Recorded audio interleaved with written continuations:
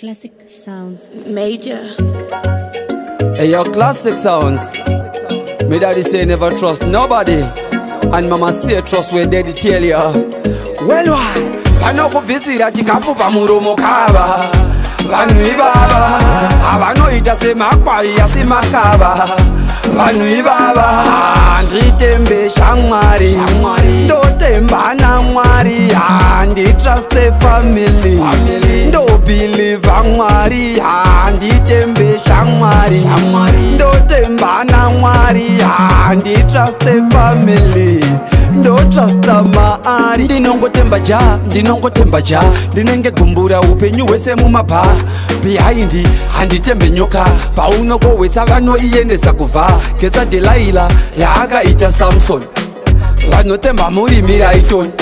Zvini yangu ndinoida anytime iri pamoyo, asi ndinobelieve God. Handitembe shamwari, ndotemba naMwari, handitruste family, ndobelieve Mwari, handitembe shamwari, ndotemba naMwari, handitruste family, ndotrusta Mwari. Pakanzi mukana wako anenge athreat yako, uya wekuti ndiposheti yako, akongopinda muzibhezhi yanonyebera rudo, wachitaimira mukadzi wako. Ingori ndep yako, ndoenda kwangu woenda kwako.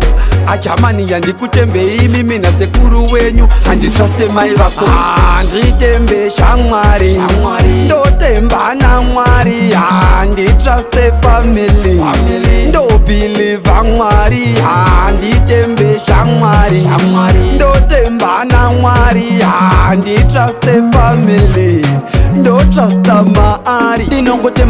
Ndinongotemba ja ndinenge gumbura upenyu wese mumabha.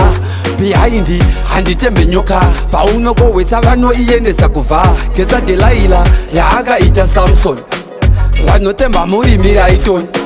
Zvini yangu ndinoida anytime iri pamoyo, asi ndinobelieve God. Handitembe shamwari, ndotemba naMwari, handitruste family, ndobelieve Mwari, handitembe shamwari, ndotemba naMwari, handitruste family, ndotrusta Mwari. Classic sounds major.